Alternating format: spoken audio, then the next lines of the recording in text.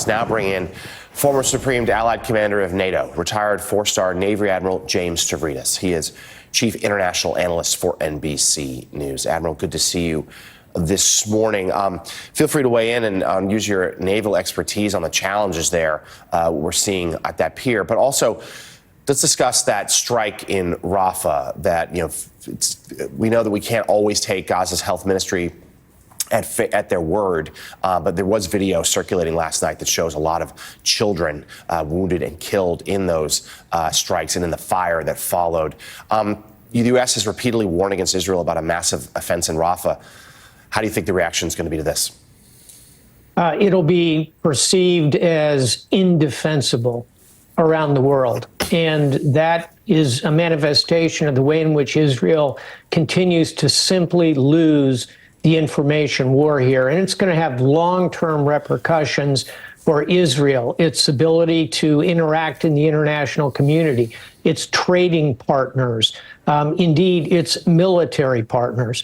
So this kind of video, and you know this well, Jonathan, stays and stays and stays. And so it's a very bad day for the Israeli Defense Forces because no matter what their objectives and no matter how precisely they want to use force to go after Hamas, and I support their right to do that given the attacks against them, this kind of video undercuts those arguments and merely strengthens the case of those who are going to criticize Israel. And we'll certainly be following the latest ceasefire talks as they unfold this week. Yeah. Admiral, we discussed Taiwan in our last block. I know you spent time in that part of the world. This was a bipartisan show of support for Taiwan, though it comes on the heels of Republicans slowing down aid to the region. What's your assessment right now as to the threat that Taiwan faces, particularly coming after these pretty aggressive military drills ordered up by Beijing? Hey, let me start with the Congress of the United States. How often do you get to say these words? The Congress did a good job. And by the way, it's not just in the Taiwan aid package. At the end of the day, the Ukraine aid package was passed by 75% votes in both the House and the Senate. Truly bipartisan. Same here in Taiwan. The threat is very real. I know newly inaugurated President Lai quite well, met him in Taiwan before the pandemic times and have stayed in touch with his administration.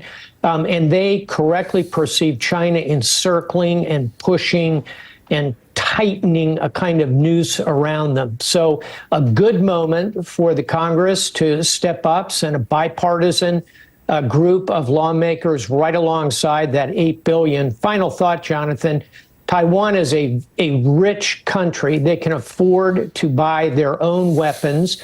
And over time, I think we're going to see them do exactly that as they seek to deter China from making a military push against them. And Admiral, lastly, it is, of course, Memorial Day, and we're so grateful for the service of you and others. We would love to hear your reflections on this sacred day. Yeah, let me start with the fact that on Veterans Day in the fall, we celebrate people like me who are veterans, all of us.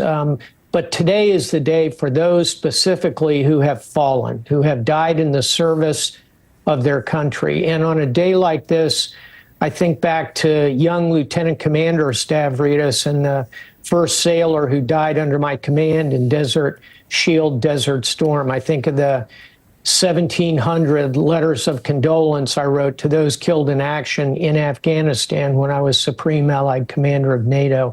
I think of every one of them on these days. And I hope that all across America, as we enjoy rightfully a day of freedom, to go to the beach, to go to the pool, to have a great barbecue, to be with neighbors and friends, spare a moment to raise a glass for those who gave, as Lincoln said, the last full measure. You know, at the end of the Star-Spangled Banner, Jonathan, it says, the land of the free and the home of the brave.